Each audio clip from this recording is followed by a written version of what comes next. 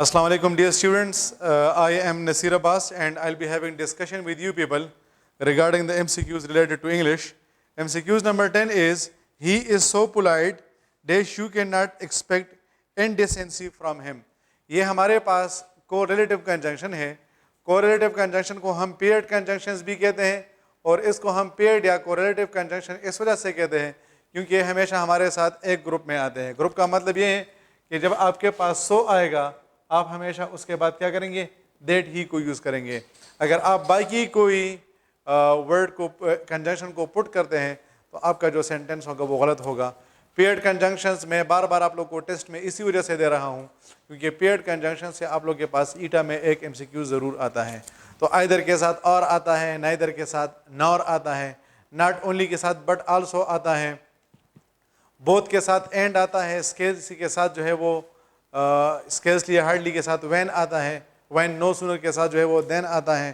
तो सो के साथ क्या आएगा, सो के साथ हमेशा जो है वो दैट आता है, पॉइंट नंबर 1.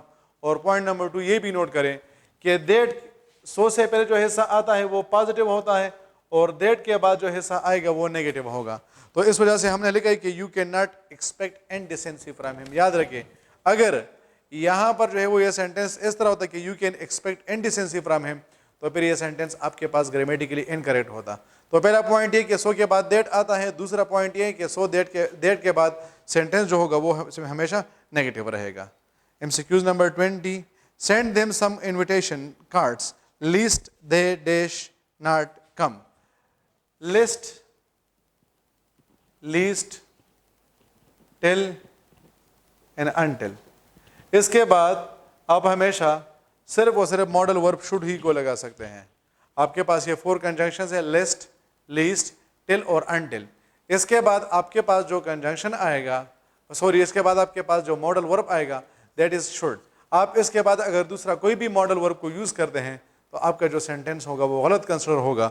इस वजह से MCQs नंबर 20 में हमारे पास राइट ऑप्शन है option B, send them some invitation cards lest they should not come.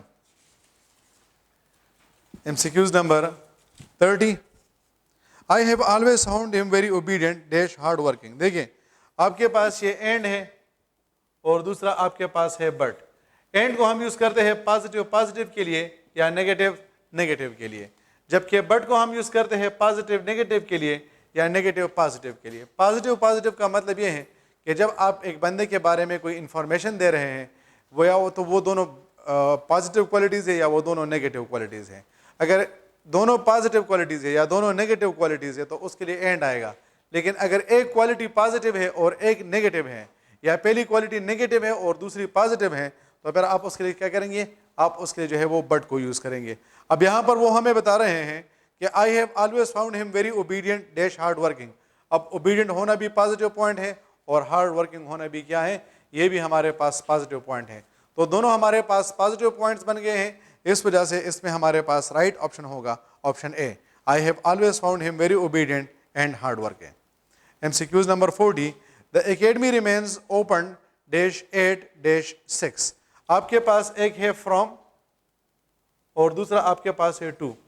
From को हम यूज़ करते हैं स्टार्टिंग पॉइंट के लिए जबकि टू को हम यूज़ करते हैं एंडिंग पॉइंट के लिए. स्टार्टिंग पॉइंट का मतलब ये कि काम हमारे पास किस टाइम स्टार्ट हो रहा है और एंडिंग का मतलब ये कि ये हमारे पास किस टाइम एंड होगा. तो वो हमसे कह रहे कि रिमेन्स ओपन, तो ओपन का मतलब ये कि हम क्या कर रहे हैं, इसका स्टार्टिंग पॉइंट मेंशन कर रहे हैं. तो इस वजह से इसमें हमारे पास राइट ऑप्शन होगा option B, from 8 to 6. Option B is the right option. MCQs number 50, the customer will say it is expensive. देखिए आपके पास डायरेक्ट इनडायरेक्ट नरेशन में जब भी MCQs आता है तो हम उसके टेंस को चेंज करते हैं. लेकिन 3 आपके पास ऐसे सिचुएशन है, 3 सिचुएशंस कि जिसमें हम टेंस को चेंज नहीं करते हैं. पहला पॉइंट, अगर रिपोर्टिंग स्पीच आपके पास प्रेजेंट टेंस में हो.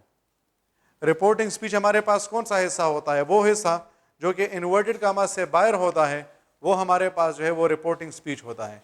तो अगर रिपोर्टिंग स्पीच आपके पास प्रेजेंट टेंस में है या रिपोर्टिंग स्पीच आपके पास फ्यूचर टेंस में है या आपके पास जो रिपोर्टेड स्पीच है उसमें यूनिवर्सल ट्रूथ गिवन है तो फिर आप उस सेंटेंस के टेंस को चेंज नहीं करेंगे. फिर से सुने, अगर रिपोर्टिंग स्पीच प्रेजेंट टेंस में है, प्रेजेंट टेंस का मतलब होता है first form of the verb. अगर रिपोर्टिंग स्पीच फ्यूचर टेंस में है, फ्यूचर टेंस का मतलब होता है विल और शल।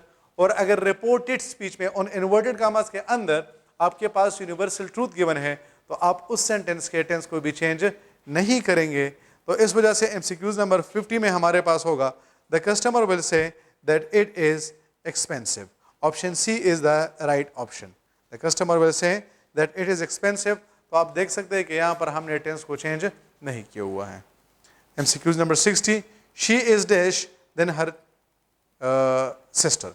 अच्छा देखिए, हमारे पास एडजेक्टिव के 3 डिग्रीज होते हैं, positive degree, comparative degree and superlative degree. अगर हम किसी बंदे की क्वालिटी की बात कर रहे हैं तो पॉजिटिव डिग्री। अगर हम 2 बंदों को या 2 प्लेसेस को या 2 एनिमल्स वगैरह को आपस में कंपेयर करते हैं तो कंपैरेटिव डिग्री। अगर हम एक चीज़ को एक ग्रुप के साथ कंपेयर कर रहे हैं तो सुपरलेटिव डिग्री। हम जब कंपैरेटिव डिग्री बनाते हैं तो या तो उसके एंड में ER लगाते हैं या उसके एंड में मोर लगाते हैं।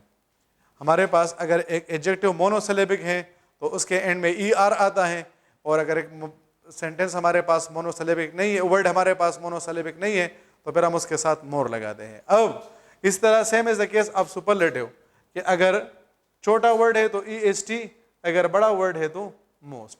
अब क्वेश्चन ये है कि हमारे पास एक सेंटेंस आया, क्या आया? एक सेंटेंस आया। उस सेंटेंस में हमारे पास कंपैरेटिव डिग्री के दोनों फॉर्म यूज हुए हैं, या उसमें सुपरलेटिव डिग्री के दोनों फॉर्म यूज हुए हैं। दोनों फॉर्म का मतलब ये कि उसमें ER वाला भी आया है और उसमें मोर वाला भी आया है, जिस तरह इस MCQs में हो रहा है। या इसमें आपके पास EST वाला भी आया है और आपके पास मोस्ट वाला भी आया है। तो याद रखें, रूल के मुताबिक पहले ER वाला एडजेक्टिव आएगा और फिर मोर वाला एडजेक्टिव आएगा। सिमिलरली पहले EST वाला एडजेक्टिव आएगा और उसके बाद मोस्ट वाला एडजेक्टिव आएगा। तो MCQs नंबर 60 में हमारे पास राइट ऑप्शन होगा option B, she is wiser and more intelligent than her sister. Option B is the right option. MCQs number 70. The FBR has asked the citizen to deposit their money with the state bank. आप लोग इसमें गलती करते हैं कि आप इसमें जो है वो इन लगाते हैं। बहुत ज़्यादा मेजॉरिटी ऑफ स्टूडेंट्स क्या करते हैं, वो इसमें इन लगाते हैं, जबकि रूल के मुताबिक इसमें हमारे पास क्या आएगा? विद आएगा। डिपॉजिट के साथ जो है वो विद आता है। So the FBR has asked the citizens to deposit their money with the state bank. Option D is the right option. MCQs number 80. The teacher dashed the topic yesterday. ये yesterday नहीं है, yesterday ये हमारे पास है past time reference। क्या है? past time reference। आपके पास आ जाए yesterday, last year, previous year, 5 years ago, तो ऐसे वर्ड्स को हम कहते हैं past time reference words। past time reference का मतलब है कि हम ये past के बारे में बता रहे हैं। तो जब भी हमारे पास पास्ट टाइम रेफरेंस आता है, याद रखें कि हम उसके लिए हमेशा क्या करते हैं? पास्ट इंडेफिनिट टेंस को यूज करते हैं। कौन से टेंस को? Past indefinite. और पास्ट इंडेफिनिट टेंस का मतलब क्या होता है? Second form of the verb. Past indefinite tense का मतलब होता है second form of the verb. That is why in MCQs number 80 the right option is option B, the teacher finished the topic yesterday. MCQs number 90. The PM complaint cell has received dash of complaints. देखिए आपके पास ये words हैं 100, 1000, million, dozen etcetera. इस किस्म के words जब आपके पास आते हैं, अगर इससे पहले 1 2 3 होगा, क्या होगा? 1 2 3, तो आप हमेशा इसका सिंगुलर फॉर्म यूज करेंगे।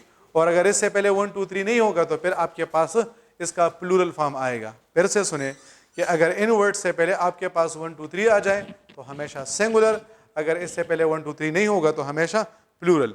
तो चूंकि यहाँ पर हमारे पास है has received dash of complaints, हमारे पास 1 2 3 नहीं है, that is why the right option is option B, has received hundreds of complaints.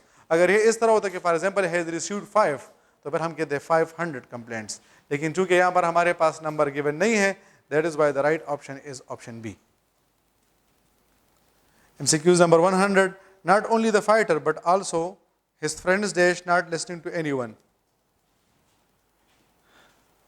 Either or, neither nor, not only but also,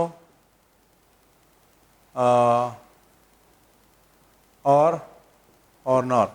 ये जब आपके पास आता है तो एक नाउन इससे पहले आता है, एक नाउन इसके बाद आता है, तो हम कहते हैं कि जो इसके बाद नाउन आया है हम उसे सेकंड नाउन कहते हैं। और याद रखें कि आपके पास जो वर्ब होता है वो हमेशा सेकंड नाउन के साथ एग्री करता है। तो अगर सेकंड नाउन सिंगुलर तो हमारे पास सिंगुलर वर्ब, अगर सेकंड नाउन प्लूरल तो हमारे पास प्लूरल वर्ब। अब यहाँ पर हमारे पास है कि not only the fighter but also his friends. अब हिज फ्रेंड्स हमारे पास क्या है, ये हमारे पास प्लूरल है, तो इस वजह से इसमें हमारे पास राइट ऑप्शन होगा option C, are not listening to anyone. Will क्यों गलत है, क्योंकि वेल और शल के साथ first form of the verb आता है और हम उसके साथ ING फॉर्म नहीं लगाते हैं। That is why in MCQs number 100 the right option is option C. 110 my friend along with his sisters. अच्छा, अगर along with, together with, in accordance with, as well as, besides वगैरह ये आपके पास आ जाए। तो सुने, यहाँ पर हम कौन से नाउन को देख रहे थे, सेकंड नाउन को। तो अगर सेकंड नाउन सिंगुलर था तो हमने सिंगुलर वर्ब लगाया, सेकंड नाउन प्लूरल था तो हमने प्लूरल वर्ब लगाया। यहाँ पर हम इसके अपोजिट जाएंगे। यहाँ पर भी यही होता है कि एक नाउन इससे पहले आता है और एक नाउन इसके बाद आता है, लेकिन यहाँ पर हम क्या करेंगे, फर्स्ट नाउन को देखेंगे।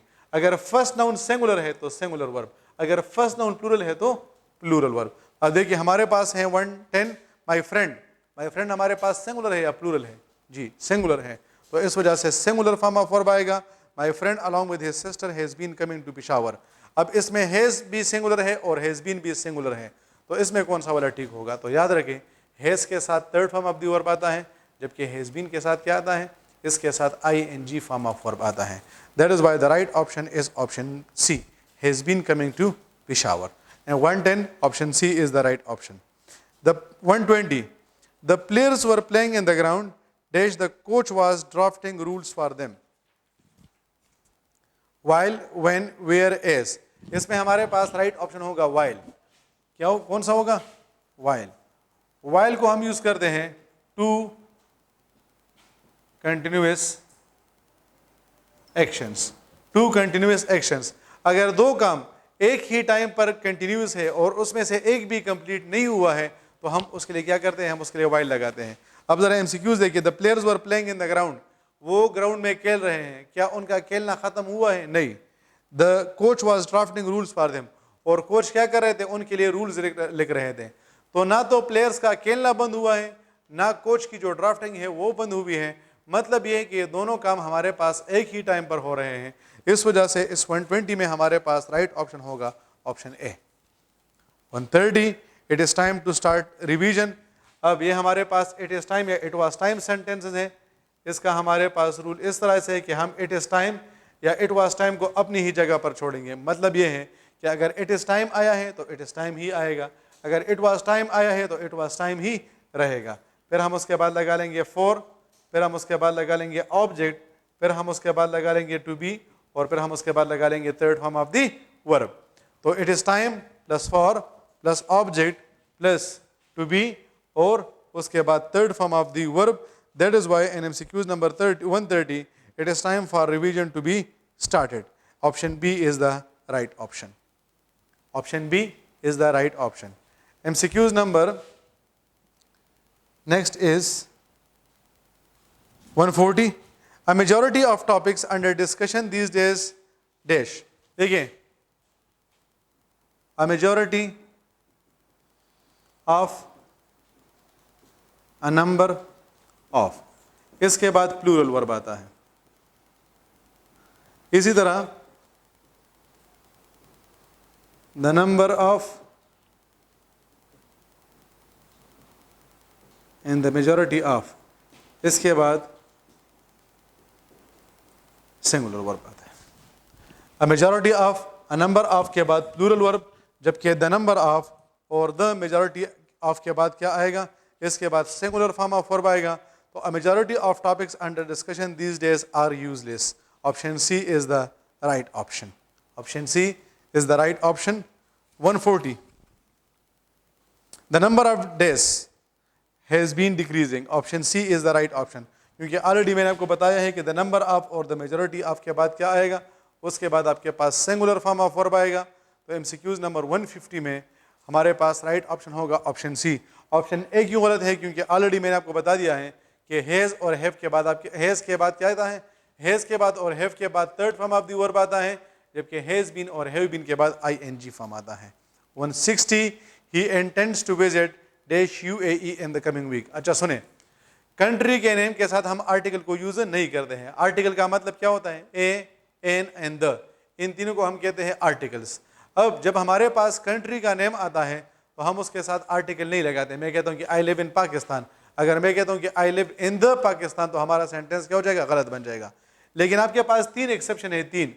अगर आपके पास किसी कंट्री के नेम से पहले वर्ड यूनाइटेड आ जाए, किसी कंट्री के नेम से पहले वर्ड रिपब्लिक आ जाए, या किसी कंट्री के नेम का अगर आपके पास एब्रीविएशन होता है, ये 3 एक्सेप्शन है। जरा देखें, पहला एक्सेप्शन कौन सा? कि जब आपके पास किसी कंट्री के नेम से पहले वर्ड यूनाइटेड आ जाए। He visited the United Arab Emirates. I live in Pakistan, लेकिन मैं कहता हूँ I live in the Islamic Republic of Pakistan. जिस कंट्री के नेम से पहले वर्ड रिपब्लिक आ जाए उसके साथ, और तीसरा जिस कंट्री के नेम का एब्रीविएशन होता है तो हम उसके साथ क्या करते हैं? उसके साथ जो है वो आर्टिकल द को यूज करते हैं। That is why in 160 the right option is the. He intends to visit the UAE in the coming week. Option C is the right one. Next is 170. This MCQs has been taken from the 11th chapter. आपके पास adjective of number है। क्या है? Adjective of number. इसके आपके पास 2 types है। एक को हम कहते हैं ऑर्डिनल्स, जबकि दूसरे को हम कहते हैं कार्डिनल्स। एक हमारे पास है ऑर्डिनल्स और दूसरे हमारे पास है कार्डिनल्स। ये जो हमारे पास फर्स्ट, सेकंड, थर्ड वगैरह होता है इसको हम ऑर्डिनल कहते हैं, और ये जो हमारे पास 1, 2, 3 होता है इसको हम कार्डिनल्स कहते हैं। हमारे पास एडजेक्टिव ऑफ नंबर से कितने टाइप्स है? 2। एक हमारे पास है ऑर्डिनल्स, ये first, second, third, 10th, 15th, ये हमारे पास ऑर्डिनल है। 1, 2, 3 हमारे पास क्या? ये हमारे पास कार्डिनल है। अब याद रखिए कि ऑर्डिनल से पहले हमेशा क्या आता है? आर्टिकल द आता है, जबकि कार्डिनल से पहले हम किसी किस्म का आर्टिकल वगैरह यूज नहीं करते हैं। इस वजह से एमसीक्यूज नंबर 170 में हमारे पास राइट ऑप्शन होगा option C. This MCQs has been taken from the 11th chapter. MCQs number 180. The antonym of seismic is stable. अच्छा, आपके पास seismic वो चीज़ होती है जो कि unstable होती है, तो इसका हमारे पास opposite क्या आ जाएगा? Stable. 190. Upbeat means optimist, cheerful, pollyannaish. तो इसका हमारे पास आंसर है all of these.